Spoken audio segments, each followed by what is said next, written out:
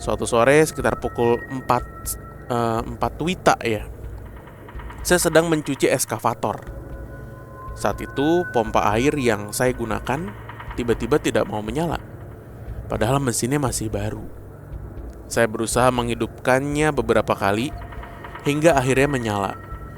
Namun ketika hendak menyemprotkan air ke eskavator, saat itulah kami menyadari ada sesuatu yang tidak beres. Tubuh An terasa sangat kaku. Seluruh badannya sulit digerakkan. Bahkan untuk menggerakkan jari tangannya saja sangat susah. Akhirnya ia dibaringkan di kursi sebelum dipindahkan ke tempat tidur. Karena panik, bos kami memanggil seorang pendeta. Namun setelah datang dan mencoba membantu, pendeta tersebut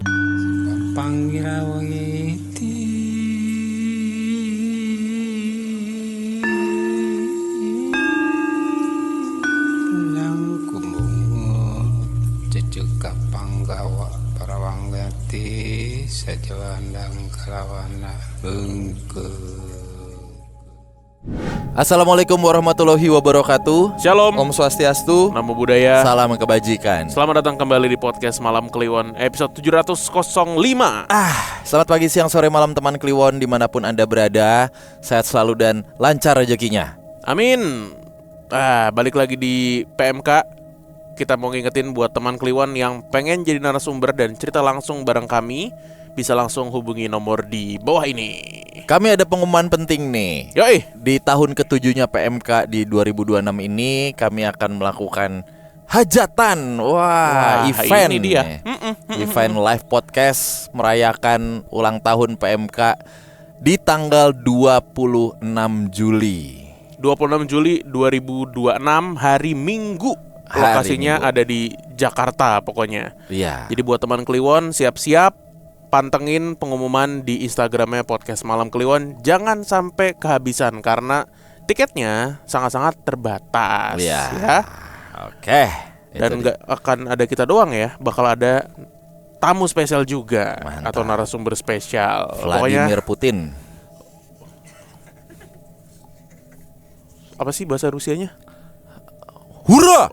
Oh, ura. Oh iya, Iya. ura. Yel-yelnya dia ya. Pokoknya pantengin IG-nya PMK, jangan sampai kelewatan, guys. Itu dah. Nanti menyesal. Oke, kita mau bacain cerita kiriman dari teman Kliwon. Cerita pertama. Assalamualaikum warahmatullahi wabarakatuh. Halo Bang Bimo, Bang Danu, dan juga semua sahabat Malam Kliwon. Semoga selalu diberikan kesehatan dan dilancarkan semua usahanya ya. Kenalin, nama saya Ariza. Saya ingin membagikan sebuah cerita horor yang pernah saya alami pada tahun 2018.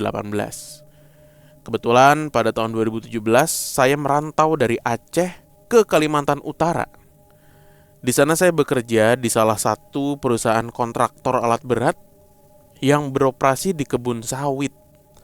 Tepatnya di Kecamatan Sebuku, Kabupaten Nunukan, di Kaltara nih. Status saya saat itu adalah helper alat berat. Pekerjaan saya sehari-hari adalah membantu operator dalam merawat dan mengoperasikan alat berat. Suatu waktu, operator yang biasa bekerja bersama saya ngambil cuti selama 2 minggu. Karena itu, saya harus menggantikannya bekerja seorang diri. Suatu sore sekitar pukul 4 WITA ya, saya sedang mencuci eskavator. Saat itu pompa air yang saya gunakan tiba-tiba tidak mau menyala, padahal mesinnya masih baru. Saya berusaha menghidupkannya beberapa kali hingga akhirnya menyala. Namun ketika hendak menyemprotkan air ke eskavator, mesin tersebut kembali mati. Kejadian itu terus berulang sampai menjelang maghrib. Di tengah kesibukan itu, saya sempat mendengar ada suara tawa kecil seorang anak laki-laki. Padahal saat itu saya benar-benar sendirian di blok tersebut. Akhirnya sekitar pukul 7 WITA, saya memutuskan pulang terlebih dahulu untuk mengambil bekal sebelum kembali kerja di shift malam. Malam harinya, saya kembali bekerja seperti biasa, mulai pukul 7:30 hingga 11:30. Setelah pekerjaan selesai dan alat berat sudah diparkirkan, saya berjalan menuju motor yang terparkir tidak jauh dari lokasi kerja. Saat sampai di motor, Tiba-tiba seluruh tubuh saya merinding hebat. Meski begitu, saya tetap memberanikan diri untuk pulang menggunakan sepeda motor. Jarak dari lokasi kerja menuju rumah itu memakan waktu sekitar setengah jam. Selama perjalanan itu, rasa merinding gak kunjung hilang. Ketika sampai di rumah, listrik di area tersebut sudah padam karena hanya mengandalkan genset yang biasanya dimatikan jam 11 malam. Karena rasa merinding itu semakin menjadi-jadi, saya mencoba menenangkan diri dengan membakar sebatang rokok. Saat sedang asik merokok, saya mendengar suara seseorang seperti sedang mengaduk air di dalam gelas menggunakan sendok dari arah dapur. Padahal malam itu tidak ada siapa-siapa di rumah selain saya. Setelah suara tersebut berhenti, rasa merinding yang saya rasakan justru semakin kuat. Saya akhirnya memutuskan untuk tidur. Namun saat berada dalam kondisi setengah sadar antara tidur dan tidak, saya melihat dua sosok laki-laki tanpa kepala berdiri tepat di depan pintu kamar saya. Sosok itu terlihat sangat jelas karena kamar saya hanya diterangi cahaya lilin. Saya tidak bisa bergerak ataupun membuka mulut. Saya hanya bisa menatap kedua sosok tersebut. Dalam hati saya berusaha membaca ayat kursi, tetapi tidak memberikan pengaruh apapun. Tiba-tiba terdengar suara benturan keras dari luar rumah yang membuat saya tersentak dan sadar sepenuhnya. Saat melihat handphone, waktu menunjukkan pukul 00.01. Barulah saya menyadari bahwa rasa merinding yang saya rasakan sejak pulang ternyata karena saya sedang diikuti oleh dua sosok tanpa kepala itu. Akibat kejadian tersebut, saya mengalami demam dan meriang selama 4 hari. Hingga akhirnya saya dibantu oleh seorang warga dari suku Dayak setempat yang melakukan ritual penyembuhan dengan cara menyemburkan doa. Singkat cerita, setelah saya berbincang dengan ibu penjaga mes, saya mendapat informasi bahwa lokasi tempat saya bekerja itu emang terkenal angker. Bahkan, dua sosok tanpa kepala yang saya lihat malam itu dipercaya sebagai penghuni tetap di blok J20. Sekian kisah horor dari saya. Terima kasih sudah meluangkan waktu untuk baca cerita ini. Wassalamualaikum warahmatullahi wabarakatuh. Waalaikumsalam. Waalaikumsalam. Mas Ariza kerja di salah satu perusahaan kontraktor alat berat, beroperasi di kebun sawit. Wah, Nah itu yang ini gue spesifik banget nih, kecamatannya sampai disebut. Itu yang gue bingung tuh. Alat berat terparkur tuh gimana ya? Terparkir. Oh, Terparkur, mondar-mandir, dia lompat-lompat. truk molen gitu, gelandang gelinding. Aduh. Ada tuh di Instagram suka lewat Apaan? tipis-tipis. Hah? Itu orang main parkur, tapi jatuhnya bukan parkur sih itu. Aduh, gue nggak tahu lagi, nggak kena gue. Antar gue cari dah. Oh iya benar. Tipis-tipis, beneran tipis-tipis lah. Jadi lompatnya merayapnya dikit. Gitu. Bilang, ya gimana menantang ini. Itu Oh, yang komen Taibat. apa? Bang, kalau di tempat saya itu namanya petakilan. Parkur. Ntar gue cari dah. Kalau di tempat saya itu namanya petakilan. Parkur. Aduh. Berarti ini setannya dua kepala itu. Iya benar dua dua makhluk kepala. tanpa kepala. Nih, iya. parkur tipis-tipis dulu lah. Ya. Ya. Ya. Iya. Ya juga bisa ini. Iya. Udah gitu. Bang, ini kalau di tempat saya namanya petakilan, lucu banget ya. Gitu. Nyuci eskavator tuh sendirian apa berame-rame ya? Sendiri nih orangnya. Pegel juga nyuci eskavator. Tergantung. Lah nyuci Mio aja pegel gua. Kalau misalnya pakai alat gede gitu mah enak banget tuh, satisfying tuh. Yang itu yang bisa gede banget yang semprotannya kenceng. Kalau pakai gayung mah itu zaman gua kecil tuh dulu tuh nggak kenal selang. Makanya Pakai gayung. biar gitu lo gosok bagian roda tanknya juga ribet. Ember Leon Star. Iya. Aduh, nyuci eskavator. Udah gitu kanebonya bukan yang gede lagi, yang kecil. Kanebo yang kecil. Iya bener. Waduh, Capek banget tuh. Aduh. ada gitu studio detailing alat berat gitu ada ya.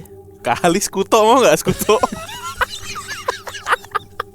Dateng ke Skuto Big bawa eskavator. Bang Puten, detailing. gitu doang tuh orang skutonya tuh. Oh ini dipeperin jigong lagi. Lu. Detailing lu. Tapi ngomongin Boleh alat berat, lah. forklift jalannya cepet loh pak. Agak ngebut gitu gua, ngeri banget gue nggak bisa ngeremnya. Oh iya, biasanya Forklift tuh yang ini, Tahu yang bisa di jalan garpu. raya dia. Iya yang biasanya di gudang. bener, tapi kan bisa jalan di jalan raya tuh Bisa, dia tuh. bener. Iya. Nah biasanya kan kita ngeliat forklift tuh kalau nggak di supermarket, ya kan? Iya. Atau di gudang-gudang kan. Nah dan biasanya pelan-pelan kan. Iya. Kayak Iya. gitu. Nah gue pernah ke pabrik itu yang gue liputan ke Maluku. Oh. Survei bawa forklift ya, ngedrift le. Sumpah dia mindahin barang tuh sehari ratusan ton. Kudu kudu Heeh. satset tuh Jadi ya. satu kantong itu tuh 1,1 ton, 800 kilo sampai 1,1 ton. Anjas. Jadi serok serak gitu terus gue sama temen gue, anjir kok bisa ngebut ya ternyata ya. Makanya Ngedrift, di Pak. jalan rayanya aja kan ngebut. Wah itu kan gue kemarin naik motor, gue salip. Wah ini Ngeri kesogrok ya. iya, kalau nggak bisa ngerem kan Ngeri kesogrok. masuk itu nyos. Waduh, Terus naik. Terus naik. Bang, kena lu. Ternyata ngincer ya. Abang gitu. Bang, ini bukan capitan time zone. Abangnya lu. gitu kena lu. Kena naik lo. Itu kalau yang kesogok bajai lucu banget tuh. Kena lu. Lu. Naik lo. Keder lo. Naik lu. Goblok. Kayak main time zone nih. Kena lu. Iya kayak gitu pak si forklift. Jadi Iya. satu shift dia kan kerja 9 jam tuh. 9 jam tuh main begitu-begituan. Anjing main kerja geblek. Tuh orangnya kayak main. Nah. Satu tangan. Oh iya. Wah gila lu. Wah anjing ini apaan. Sumpah kayak gitu. Tapi gue salah satu dream job gue tuh itu mengoperasikan alat berat. Asik banget coy, koordinasi ini-iniannya tuh asik banget gitu kan. Bukan yang DJ dong anjir. Kan lo gerakin ini buat ngegeser.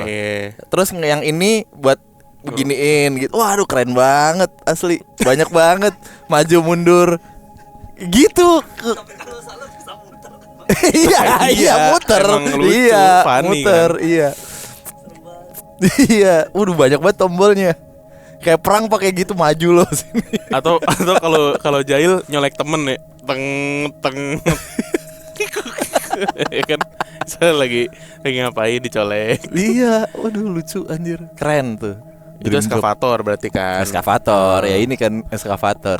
Kalau forklift kan dia nggak bisa. Oh enggak, Nggak bisa muter-muter kan. Joget. Apanya? turun begini nih. Turun begini. Weh, Bang ngapain sih? Diam lo. Capek gue. 9 jam begini. Ini gue. Aduh. Tapi disembur doa tuh gimana itu? Doa sambil nyembur berarti dia. Nah ini katanya warga Dayak setempat nih. Iya maksudnya Mungkin di air kali ya. Didoain lewat air terus disembur gitu. Kalau disembur doa kan gimana ya? Doa gimana sih contohnya doa? Ayat kursi gimana ayat kursi? Hafal nggak Rim? Nah Allahullah Iya kan gitu kalau disembur doa. Jadi kayak ini galak kan. Disemburnya ke mana tadi dia bilang? Enggak kemana, enggak Nah itu maksudnya kan nggak di sertakan kemana dia menyemburnya kan. Ke muka. Makanya disemburkan doa tuh maksudnya gitu aja gitu kali, merapalkan doa sambil menyembur atau ditiup. Biasanya gitu. Kehadirannya dua orang tanpa kepala itu nggak ada sangkut pautnya sama sekali ya, dan nggak diceritain ya kalau ada apa di kebun sawitnya. Dia juga nggak bikin salah atau apa gitu kan. Iya, karena kan ada nih, nanti teman-teman bisa ngelihat ada satu episode kita tentang kejadian horor di pabrik. Yang itu tuh tragis banget. Ada apa ya? Ada yang korban pemkilan gitu ya. Dan itu ada sebab musababnya kan. Kalau ini kan nggak ada ya. Ada gitu. backstory-nya. Mungkin ini sebenarnya harusnya ada, cuma beliau nggak menceritakan. Yang ngirim cerita juga nggak dapet konteksnya, nggak dapet ceritanya. Karena biasanya kan sosok kayak gini muncul satu aja tuh pasti punya cerita kan. Ngerti gak lo? Betul. Satu sosok aja muncul dengan kondisi tanpa kepala tuh pasti punya cerita gitu. Nah ini dua. Apalagi dua ya kan? Bisa jadi ceritanya satu tapi melibatkan dua. Oh maksudnya dalam satu kejadian. Iya gitu sepaket. Maksudnya. Dan kemunculannya memang tandem begini nih. Gitu. Gak dijelasin kan duanya tuh bagaimana, satu-satu atau dua orang sih katanya. Oh iya bisa jadi. Muncul Tachibana bersaudara. Bener deh. Tapi lebih baik kemunculan ini daripada kemunculan Gaby. Ya, oke. Ngelawan lagi bro. Tadi pagi kena lagi gua. Apa? Pagi-pagi gua masih di kasur. Nanya. Saat dia udah bangun pagi, ada susu strawberry masuk kamar. Mama, Gaby boleh minum susu nggak? Gitu. Yang jawab gue gitu. Udah boleh lah, Gaby kan suka minum susu. Ya kan ini punya Gaby gitu. Terus dia cabut. Kata gue mah gak usah dijawab. Logik. Gak usah dijawab. Kata gue mah mending lu main FIFA. Kalau dia nanya-nanya gitu, tinggalnya main FIFA. Kena lagi gue. Iya kan ini emang punya Gaby pak gitu. Ambil keluar lagi. Kayaknya emang anak lu tenge-tenge gitu dah. Gue gak ngerti kenapa. Kena lagi ya. Soalnya kan anak kecil kan didikan ya, mirroring gitu. Mereka gak serta-merta dari diri sendiri kan. Mama Gaby boleh minum susu ini nggak? Udah nggak apa-apa Bi, nggak apa-apa. Iya kan ini emang punya Gaby. Nah terus ngapain? Ngapain nanya? Ngapain izin? Gituin nggak? Aduh, begitu dah. Kocak. Oke. Wih, mantap ini. Kita bergeser ke pulau sebelahnya nih. Apa? Oh enggak deng, ini di Maluku. Halo Bang Bimo dan Bang Danu, nama gue Tian. Gue mau berbagi cerita tentang pengalaman yang pernah gue alamin di Pulau Bula di Ambon. Jauh cuy. Kejadian ini terjadi pada tahun 2018. Saat itu umur gue baru 17. Namanya juga masih muda. Kalau ditawarin kerjaan pasti langsung mau. Gue dan satu orang teman gue akhirnya menerima tawaran kerja sebagai waiter di sebuah kafe. Awalnya gue tuh mengira akan kerja di Kalimantan. Namun ternyata setelah transit pesawat, tujuan akhirnya justru Ambon. Perjalanan udara memakan waktu sekitar 4 jam hingga akhirnya kami tiba di Ambon. Di sana kami langsung dijemput oleh sopir dari tempat kerja. Awalnya lagi nih, gue mengira perjalanan dari bandara ke tempat kerja tuh hanya makan waktu ya 1 atau 2 jam lah paling lamanya. Ternyata kenyataannya jauh lebih lama. Kami harus menempuh perjalanan sekitar 1 hari 1 malam, termasuk menyeberangi beberapa pulau, sebelum akhirnya sampai di lokasi kerja. Selama perjalanan, gue melihat banyak pemandangan yang belum pernah gue lihat sebelumnya. Sepanjang jalan tuh dipenuhi pohon-pohon besar. Sementara berbagai hewan kayak sapi, rusa, domba, bahkan babi liar itu terlihat berkeliaran bebas. Singkat cerita, gue mulai bekerja sebagai waiter dan semuanya berjalan normal. Namun beberapa waktu kemudian, gue mulai mengalami hal-hal aneh. Awalnya hanya suara-suara yang terdengar samar, seperti jeritan wanita, suara tembakan, suara anak kecil berlari sambil tertawa, hingga suara lonceng yang hampir selalu terdengar sekitar pukul 1 dini hari. Saat itu, gue masih berusaha mikir positif. Gue menganggap semua itu mungkin hanya halusinasi karena terlalu lelah bekerja. Suatu malam gue mengenakan baju merah, sementara teman gue yang bernama inisialnya PN memakai baju biru. Nah, sebelumnya nih gak pernah ada peringatan dari bos maupun rekan kerja mengenai larangan memakai warna tertentu. Sekitar pukul 1 malam, suara-suara aneh itu kembali terdengar. Karena merasa gelisah, gue berjalan menuju dapur untuk mengambil minum agar lebih tenang. Saat berjalan menuju dapur, gue merasa ngedenger 2 langkah kaki ngikutin dari belakang. Padahal saat itu gue benar-benar sendirian.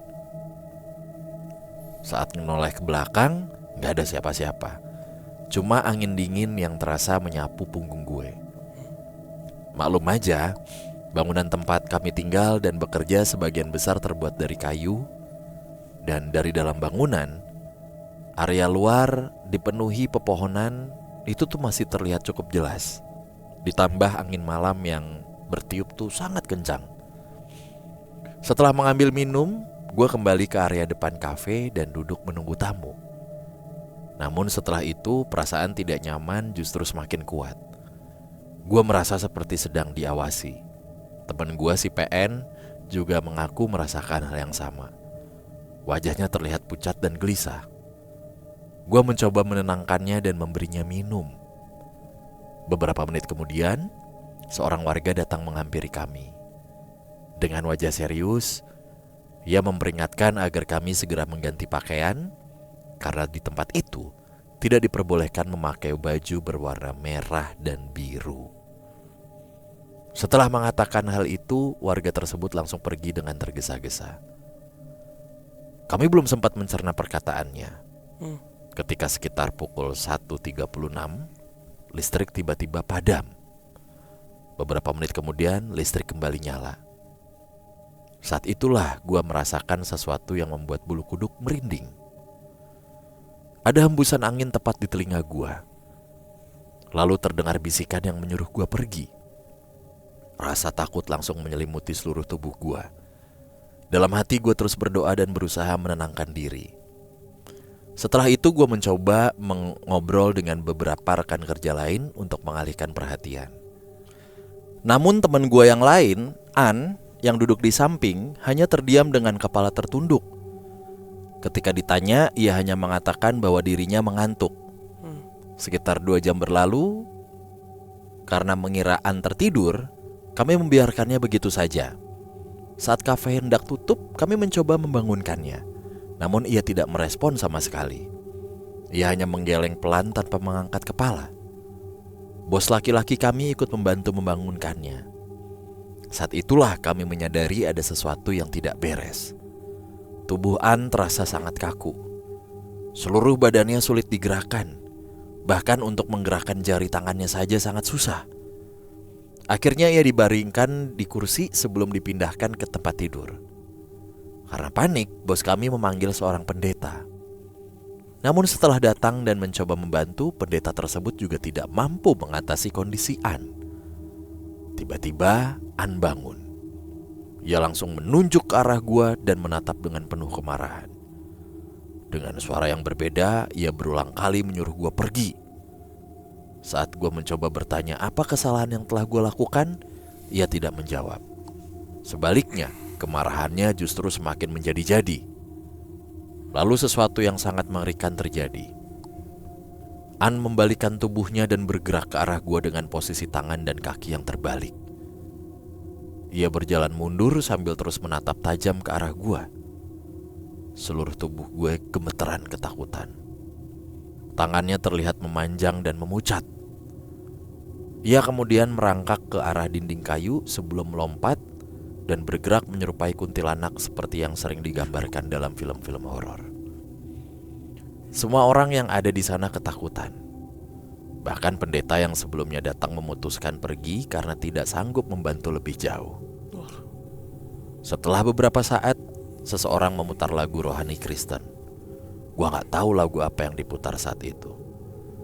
Perlahan-lahan kondisi An mulai membaik dan ia kembali sadar. Namun anehnya, setelah Melihat An sadar, ingatan gue langsung kosong. Gue tidak mengingat apapun yang terjadi setelah itu. Keesokan harinya rekan-rekan kerja menceritakan bahwa ternyata setelah An sadar, justru gue yang mengalami kejadian serupa.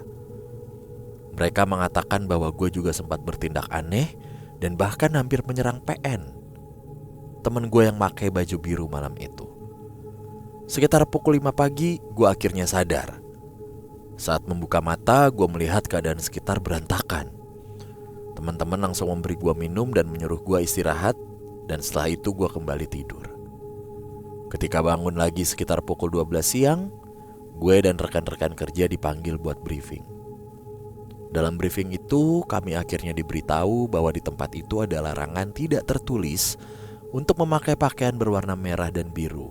Untuk tidak ya, maksudnya tidak memakai, terutama saat malam hari. Beberapa minggu setelah kejadian itu, gue memutuskan meninggalkan tempat itu. Untungnya setelah malam itu gak ada lagi kejadian mengerikan yang gue maupun teman-teman alami. Sekian cerita dari pengalaman gue. Maaf jika ada kata-kata yang kurang berkenan atau cerita ini terdengar sulit dipercaya. Gue gak maksa siapapun buat percaya, karena tujuan gue hanya ingin berbagi pengalaman yang pernah gue alami sendiri. Wow, ada nih. Bisa di-search kali Kafenya. Iya. Ya, ntar kita coba cari tahu Di deh. Pulau Bula, di Seram bagian timur. Udah. Ya udah, terima kasih. Nah ini oke, kita singkirkan dulu ceritanya. Tapi ini ada pesan moral buat teman Kliwon semuanya ya. Beneran. Oh, gue kira ketawa. Lu tawa mulu orang. Tahu apa baik diketawain lu. Iya, Lu terlalu menyepelekan tahu lu. lu. Bener lu. Semua hal Menyepelekan diketawain. lu. Kayak Portugal lu. Ya, Menyepelekan satu sama Kongo. aja mak. Modal begini supporter deh Daerah Kongo. Congo. Daerah Congo. Lah kan daerah Congo. Republik. Kalau R-nya dipindah jadi Decongor ya. Iya, Nah. jadi ini buat teman-teman yang mungkin lagi mencari pekerjaan, ya dengan kondisi yang seperti ini memang berharga sekali ya pekerjaan. Tapi ketika sudah ada tanda-tanda yang mencurigakan, jangan dipaksain menurut gua. Kayak ini kan tiba-tiba pindah haluan, Bos. Makanya. Iya. Iya kayaknya harusnya ente balik dah kalau udah kayak gitu. Iya. Red flag takutnya. Yang harusnya Kalimantan ke Ambon. Tapi oke lah, dari 1 jam lalu dibawa kemana? Buset, sehari semalam nyeberangin pulau. Kalau tiba-tiba organ lu dijual Nah gimana? itu maksudnya. Iya kan? Banyak tuh teman-teman kita juga yang ceritanya mau nyari duit kerja ke luar negeri. Ah, Ditawarinnya jadi waiter atau jadi OB, Itu. cleaning service. Ternyata dijadikan admin. masalahnya nggak apa-apa lo dijadi admin, tapi kan popor senapan Nah, Pak di itu belakang lo. dia. Iya, lo mau Maksudnya, keluar nggak bisa. Keluar nggak bisa, ya kan? Dikejar target, diwajibkan. Terus kerjaan lu nipu orang. Aduh, itu kan kejebak tuh jadinya ya. Iya, pastikan benar-benar siapa agennya, kontraknya gimana gitu loh. Masa nggak, kan Dia pesawat kan ada tiketnya, ada tiketnya ya? bang. Maksudnya gitu. Iya kan? Nggak mungkin pilot di tengah jalan. Apa Ambon aja kali ya? Iya, Ambon enak nih. Ambon kali ya. Hihi, gitu. Ambon kali ya bang. Gitu. Jadi supir forklift yang tadi tuh. Iya. Pilot masa begitu, kayak kagak dah. Iya. Oh mungkin. Tapi nggak ada sih, maksud gue nggak ada yang pesawat transit dari Ambon ke Kalimantan. Tapi nggak tahu nih dari asalnya dari mana kan? Enggak, pokoknya agak ini aja nih Mas Dian, kayaknya waktu itu mungkin masih muda banget 17 ya. tahun. Jadi dia mungkin juga baru pertama kali naik pesawat, jadi nggak ngerti tuh transit system tuh kayak gimana. Iya, dan ini kan biasanya yang kayak gini-gini terima beres. Terima beres aja. ngikut sama yang bawa Yang doang tuh bawanya agennya. benar. Ya Gitu. udahlah. Berarti dia kerja di sebuah pulau ya. Benar. Maksudnya bukan di Bukan. apa kota Ambon ya kan? Bukan. Pulau Bula. Pulau itu Bula ini area kan? Seram tuh, Hmm. bagian timur. Ada kafe berarti di sana ya? Maksudnya Pak. Kalau Bapak pernah ke sana kan. Kagak, maksud gua yang waiternya tuh sampai harus dari luar kota gitu loh. Lagi-lagi nih, Iya. Pak. Gitu kan. Dengan intonasi harusnya Bapak bisa mengartikan. Gitu loh maksud gue. Iya, Iya. gitu. Ya mungkin Masih ini banget masalahnya Pak. Masih asri banget gitu loh. Sampai tadi kan dibilang ada rusa liar, sapi liar, babi segala macem. untuk aksesnya ke Gitu. sananya. Iya, maksud gua tuh ini pulau sebesar apa sih? Maksudnya masih seasri itu. Ada kafe yang waiternya tuh sampai dari luar kota jauh-jauh gitu loh. Saya Tiannya. Iya. Bapak yang ngajakin kerja. Coba kita rekonstruksi. Kan saya polos aja nih ceritanya. Jadi saya bisa kerja, Om. Aman udah diatur sama teman saya, sama kawan. Alhamdulillah. Udah diatur ini. sama kawan. Terima kasih banget Om ya. Iya, ntar kan jadi kafe ya. Oke. Jadi kafe. Kamu Aduh. bisa masak-masak Bisa gitu. Om. Kalau saya mau ulet Om. Aduh, aman. makasih banget. Pokoknya Iya. saya nurut aja Om. Ini kan buat Iya. pengalaman pertama Om. Apa-apa, masih muda. Waktunya Oh. explore ya. Di mana Om? Pokoknya di luar Jawa lah. Oh. Ya. Kan gini kita di Makassar Om. Iya, dari mana sih nih? Gak tahu. Gua tadi kagak ngeh awal. Pokoknya polos-polos gitu kali ya. Iya, Heeh. 17 tahun, Pak. Makanya. Itu 17 tahun kok polos. Ya. Gak semua orang pergaulannya kayak lu kali. Lah, emang gua ngapain? Nyolong. Itu mah under 17 bahkan gua. Kriminal. Iya. Oke. Ya, intinya tidak boleh pakai baju biru dan merah. Tapi tidak diceritakan lagi-lagi nih. Kenapa? Padahal hal yang menarik dari sebuah cerita horor itu adalah premisnya ya. Asal muasalnya. Asal backstory. muasalnya, backstory dari kenapa nih tidak boleh merah dan biru. Iya. Gitu. Decil tadi bilang kalau oranye dan biru gimana bang? Gitu. Ah, itu Romeo dan Juliet berarti film. Film.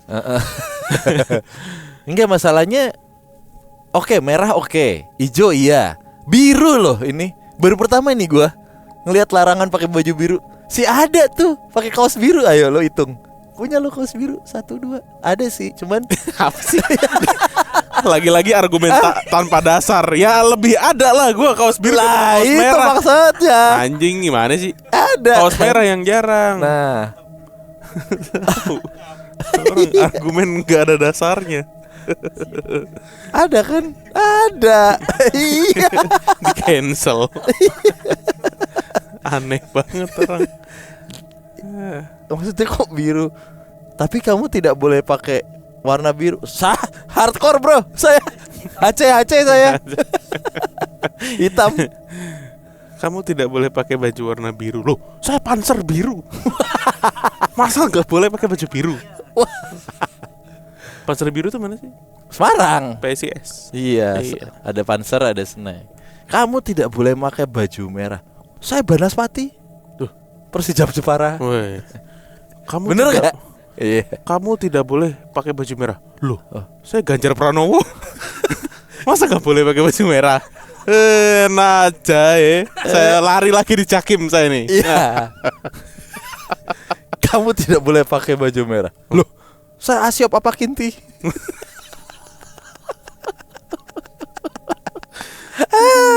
Apa gak ada yang tahu ya? yang tahu orang dulu aja udah. Aduh. Iya, jarang loh ada larangan pakai baju biru. Setannya stylish anjing. Iya, 2 warna lagi.